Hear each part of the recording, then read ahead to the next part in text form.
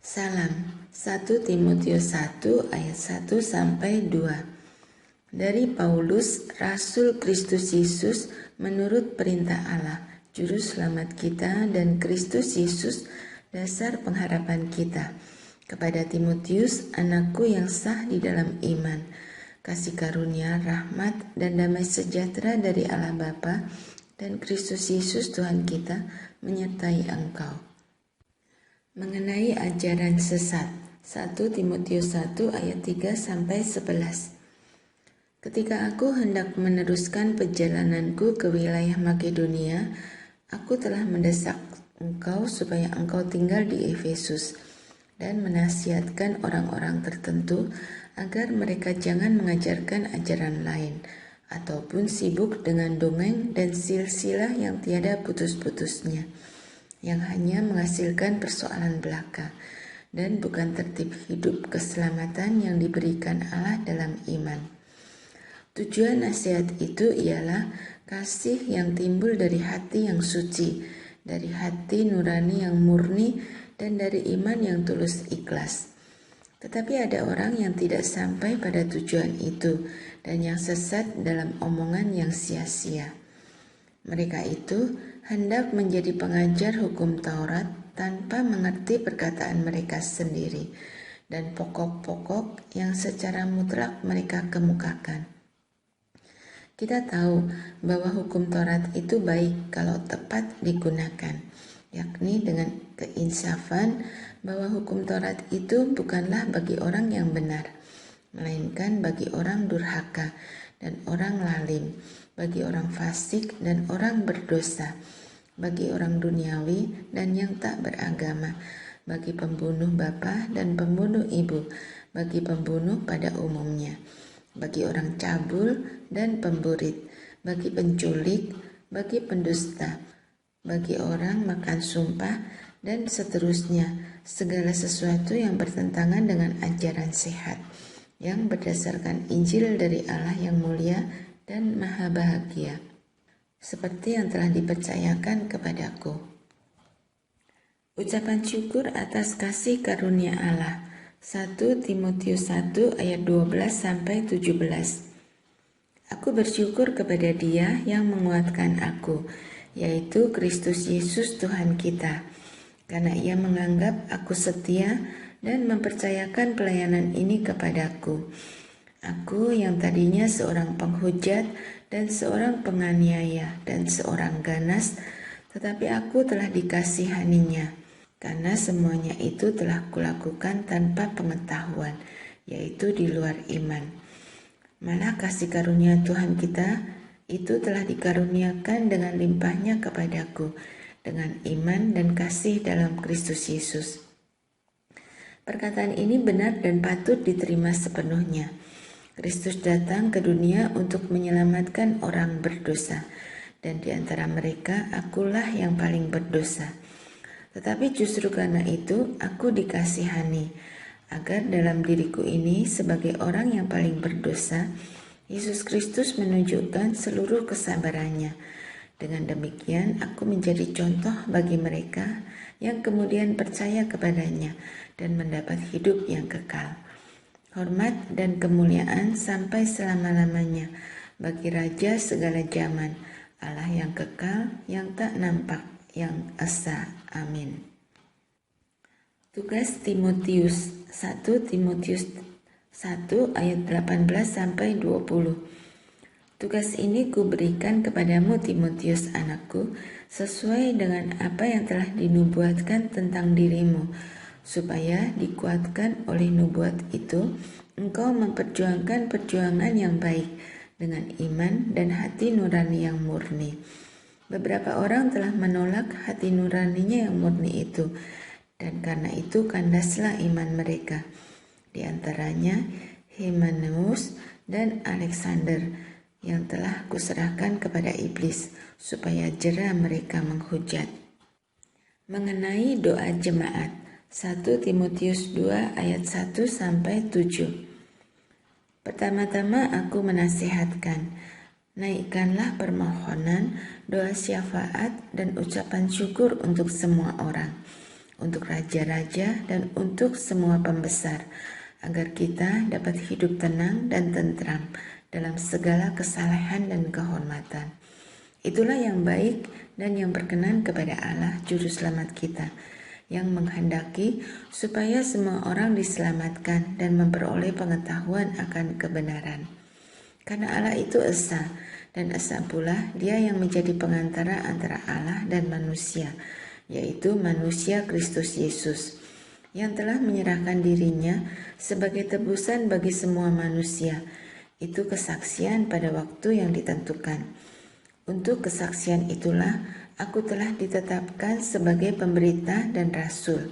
Yang kukatakan ini benar, aku tidak berdusta.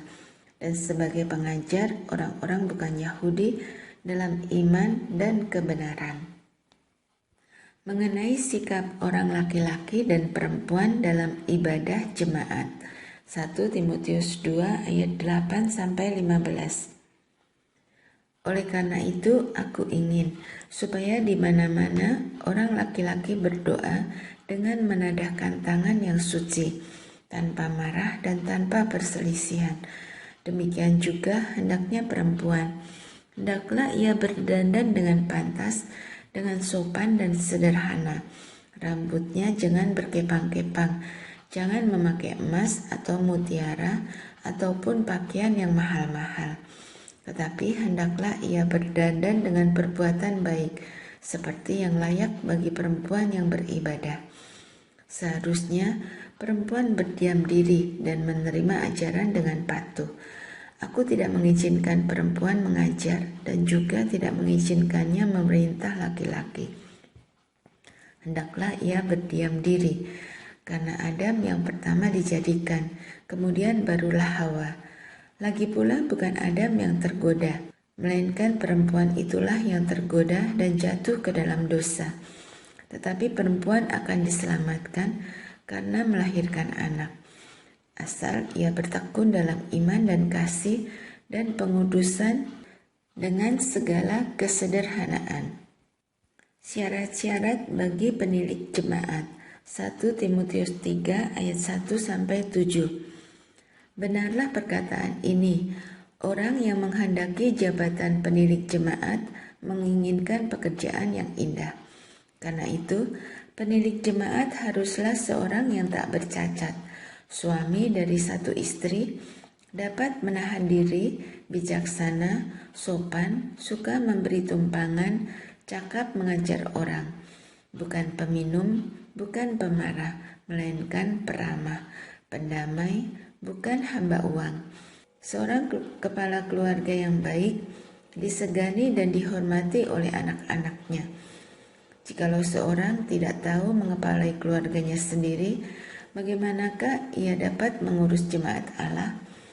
Janganlah ia seorang yang baru bertobat, agar jangan ia menjadi sombong dan kena hukuman iblis.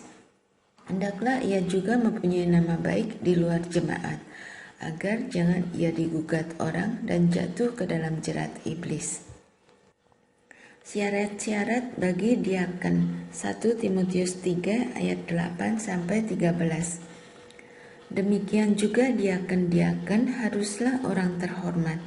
Jangan bercabang lidah, jangan penggemar anggur, jangan serakah, melainkan orang yang memelihara rahasia iman dalam hati nurani yang suci. Mereka juga harus diuji dahulu, baru ditetapkan dalam pelayanan itu, setelah ternyata mereka tak bercacat. Demikian pula istri-istri hendaklah orang terhormat. Jangan pemfitnah, hendaklah dapat menahan diri dan dapat dipercayai dalam segala hal. Diaken haruslah suami dari satu istri dan mengurus anak-anaknya dan keluarganya dengan baik, karena mereka yang melayani dengan baik beroleh kedudukan yang baik, sehingga dalam iman kepada Kristus Yesus mereka dapat bersaksi dengan leluasa. Jemaat Allah, dasar dan penopang kebenaran. 1 Timotius 3 ayat 14-16. Semuanya itu kutuliskan kepadamu, walaupun kuharap segera dapat mengunjungi engkau. Jadi jika aku terlambat, sudahlah engkau tahu bagaimana orang harus hidup sebagai keluarga Allah, yakni jemaat dari Allah yang hidup, tiang penopang dan dasar kebenaran. Dan sesungguhnya, agunglah rahasia ibadah kita. Dia yang telah menyatakan dirinya dalam rupa manusia, dibenarkan dalam roh, yang menampakkan dirinya kepada malaikat-malaikat. Diberitakan di antara bangsa-bangsa yang tidak mengenal Allah, yang dipercayai di dalam dunia, diangkat dalam kemuliaan. Tugas Timotius dalam menghadapi pengajar sesat. 1 Timotius 4 ayat 1-16. Tetapi Roh dengan tegas mengatakan bahwa di waktu-waktu kemudian ada orang yang akan murtad lalu mengikuti roh-roh penyesat dan ajaran setan-setan, oleh tipu daya pendusta-pendusta yang hati nuraninya memakai cap mereka. Mereka itu melarang orang kawin, melarang orang makan makanan yang diciptakan Allah, supaya dengan pengucapan syukur dimakan oleh orang yang percaya dan yang telah mengenal kebenaran. Karena semua yang diciptakan Allah itu baik, dan suatu pun tidak ada yang haram jika diterima dengan ucapan syukur. Sebab semuanya itu dikuduskan oleh firman Allah dan oleh doa. Dengan selalu mengingatkan hal-hal itu kepada saudara-saudara kita, engkau akan menjadi seorang pelayan Kristus Yesus yang baik, terdidik dalam soal-soal pokok iman kita dan dalam ajaran sehat yang telah kau ikuti selama ini. Tetapi jauhilah tahayul dan dongeng nenek-nenek tua. Latihlah dirimu beribadah. Latihan badani terbatas gunanya, tetapi ibadah itu berguna dalam segala hal, karena mengandung janji, baik untuk hidup ini maupun untuk hidup yang akan datang. Perkataan ini benar dan patut diterima sepenuhnya. Itulah sebabnya kita berjerih payah dan berjuang, karena kita menaruh pengharapan kita kepada Allah yang hidup, Juru Selamat semua manusia, terutama mereka yang percaya. Beritakanlah dan ajarkanlah semuanya itu. Jangan seorang pun menganggap engkau rendah karena engkau muda. Jadilah teladan bagi orang-orang percaya dalam perkataanmu, dalam tingkah lakumu, dalam kasihmu, dalam kesetiaanmu, dan dalam kesucianmu. Sementara itu, sampai aku datang, bertekunlah dalam membaca kitab-kitab suci, dalam membangun dan dalam mengajar. Jangan lalai dalam mempergunakan karunia yang ada padamu, yang telah diberikan kepadamu oleh nubuat dan dengan penumpangan tangan sidang penatua. Perhatikanlah semuanya itu, hiduplah di dalamnya, supaya kemajuanmu nyata kepada semua orang. Awasilah dirimu sendiri dan awasilah ajaranmu. Bertekunlah dalam semuanya itu, karena dengan berbuat demikian, engkau akan menyelamatkan dirimu dan semua orang yang mendengar engkau. Mengenai saudara-saudara seiman, 1 Timotius 5 ayat 1-2. Janganlah engkau keras terhadap orang yang tua, melainkan tegurlah dia sebagai bapa. Tegurlah orang-orang muda sebagai saudaramu, perempuan-perempuan tua sebagai ibu, dan perempuan-perempuan muda sebagai adikmu dengan penuh kemurnian. Mengenai janda, 1 Timotius 5 ayat 3-16. Hormatilah janda-janda yang benar-benar janda. Tetapi jikalau seorang janda mempunyai anak atau cucu, hendaknya mereka itu pertama-tama belajar berbakti kepada kaum keluarganya sendiri dan membalas budi orang tua dan nenek mereka, karena itulah yang berkenan kepada Allah. Sedangkan seorang janda yang benar-benar janda, yang ditinggalkan seorang diri, menaruh harapannya kepada Allah dan bertekun dalam permohonan dan doa siang malam. Tetapi seorang janda yang hidup mewah dan berlebih-lebihan, ia sudah mati selagi hidup. Peringatkanlah hal-hal ini juga kepada janda-janda itu, agar mereka hidup dengan tidak bercela. Tetapi jika ada seorang yang tidak memeliharakan sanak saudaranya, apalagi seisi rumahnya, orang itu murtad dan lebih buruk dari orang yang tidak beriman. Yang didaftarkan sebagai janda hanyalah mereka yang tidak kurang dari 60 tahun, yang hanya satu kali bersuami, dan yang terbukti telah melakukan pekerjaan yang baik seperti mengasuh anak, memberi tumpangan, membasuh kaki saudara-saudara seiman, menolong orang yang hidup dalam kesesakan. Pendeknya, mereka yang telah menggunakan segala kesempatan untuk berbuat baik. Tolaklah pendaftaran janda-janda yang lebih muda, karena apabila mereka sekali digairahkan oleh keberahian yang menceraikan mereka dari Kristus, mereka itu ingin kawin. Dan dengan memungkiri kesetiaan mereka yang semula kepadanya, mereka mendatangkan hukuman atas dirinya. Lagi pula, dengan keluar masuk rumah orang, mereka membiasakan diri bermalas-malas, dan bukan hanya bermalas-malas saja, tetapi juga meleter dan mencampuri soal orang lain, dan mengatakan hal-hal yang tidak pantas.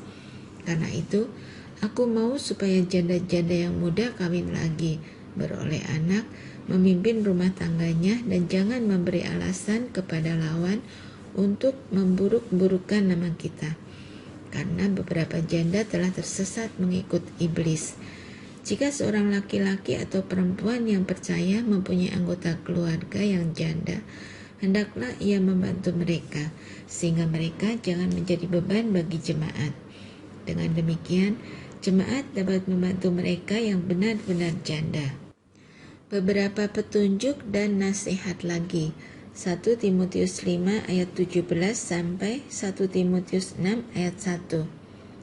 Penatua-penatua yang baik, pimpinannya patut dihormati 2 kali lipat, terutama mereka yang dengan jerih payah berkhotbah dan mengajar. Bukankah kitab suci berkata, "Janganlah engkau memberangus mulut lembu yang sedang mengirik," dan lagi, "Seorang pekerja patut mendapat upahnya." Janganlah engkau menerima tuduhan atas seorang penatua, kecuali kalau didukung 2 atau 3 orang saksi. Mereka yang berbuat dosa, hendaklah kau tegur di depan semua orang, agar yang lain itu pun takut. Di hadapan Allah dan Kristus Yesus dan malaikat-malaikat pilihannya, kupesankan dengan sungguh kepadamu, camkanlah petunjuk ini tanpa prasangka, dan bertindaklah dalam segala sesuatu tanpa memihak. Janganlah engkau terburu-buru menumpangkan tangan atas seseorang, dan janganlah terbawa-bawa ke dalam dosa orang lain. Jagalah kemurnian dirimu. Janganlah lagi minum air saja, melainkan tambahkanlah anggur sedikit, berhubung pencernaanmu terganggu dan tubuhmu sering lemah. Dosa beberapa orang mencolok, seakan-akan mendahului mereka ke pengadilan, tetapi dosa beberapa orang lagi baru menjadi nyata kemudian. Demikian pun perbuatan baik itu segera nyata, dan kalau tidak demikian, ia tidak dapat terus tinggal tersembunyi. Semua orang yang menanggung beban perbudakan hendaknya menganggap Tuhan mereka layak mendapat segala penghormatan, agar nama Allah dan ajaran kita jangan dihujat orang. Mengenai penyakit bersilat kata dan mengenai cinta uang. 1 Timotius 6 ayat 2 sampai 10. Jika tuan mereka seorang percaya, janganlah ia kurang disegani karena bersaudara dalam Kristus, melainkan hendaklah ia dilayani mereka dengan lebih baik lagi, karena Tuhan yang menerima berkat pelayanan mereka ialah saudara yang percaya dan yang kekasih. Ajarkanlah dan nasihatkanlah semuanya ini. Jika seorang mengajarkan ajaran lain dan tidak menurut perkataan sehat, yakni perkataan Tuhan kita Yesus Kristus, dan tidak menurut ajaran yang sesuai dengan ibadah kita, ia adalah seorang yang berlagak tahu, padahal tidak tahu apa-apa. Penyakitnya ialah mencari-cari soal dan bersilat kata, yang menyebabkan dengki, cedera, fitnah, curiga, percecokan antara orang-orang yang tidak lagi berpikiran sehat, dan yang kehilangan kebenaran, yang mengira ibadah itu adalah suatu sumber keuntungan. Memang ibadah itu kalau disertai rasa cukup memberi keuntungan besar, sebab kita tidak membawa sesuatu apa ke dalam dunia dan kita pun tidak dapat membawa apa-apa keluar. Asal ada makanan dan pakaian cukuplah. Tetapi mereka yang ingin kaya terjatuh ke dalam pencobaan, ke dalam jerat, dan ke dalam berbagai-bagai nafsu yang hampa dan yang mencelakakan, yang menenggelamkan manusia ke dalam keruntuhan dan kebinasaan. Karena akar segala kejahatan ialah cinta uang. Sebab oleh memburu uanglah beberapa orang telah menyimpang dari iman dan menyiksa dirinya dengan berbagai-bagai duka. Pesan penutup 1 Timotius 6 ayat 11-21. Tetapi engkau, hai manusia Allah, jauhilah semuanya itu. Kejarlah keadilan, ibadah, kesetiaan, kasih, kesabaran, dan kelembutan. Bertandinglah dalam pertandingan iman yang benar dan rebutlah hidup yang kekal. Untuk itulah engkau telah dipanggil dan telah engkau ikrarkan ikrar yang benar di depan banyak saksi. Di hadapan Allah yang memberikan hidup kepada segala sesuatu dan di hadapan Kristus Yesus yang telah mengikrarkan ikrar yang benar itu, juga di muka Pontius Pilatus, kuserukan kepadamu, turutilah perintah ini dengan tidak bercacat dan tidak bercela, hingga pada saat Tuhan kita Yesus Kristus menyatakan dirinya, yaitu saat yang akan ditentukan oleh penguasa yang satu-satunya dan yang penuh bahagia, Raja di atas segala raja dan Tuhan di atas segala Tuhan. Dialah satu-satunya yang tidak takluk kepada maut, bersemayam dalam terang yang tak terhampiri. Seorang pun tak pernah melihat dia, dan memang manusia tidak dapat melihat dia. Baginyalah hormat dan kuasa yang kekal. Amin. Peringatkanlah kepada orang-orang kaya di dunia ini, agar mereka jangan tinggi hati dan jangan berharap pada sesuatu yang tak tentu seperti kekayaan, melainkan pada Allah yang dalam kekayaannya memberikan kepada kita segala sesuatu untuk dinikmati. Peringatkanlah agar mereka itu berbuat baik, menjadi kaya dalam kebajikan, suka memberi dan membagi, dan dengan demikian mengumpulkan suatu harta sebagai dasar yang baik bagi dirinya di waktu yang akan datang untuk mencapai hidup yang sebenarnya.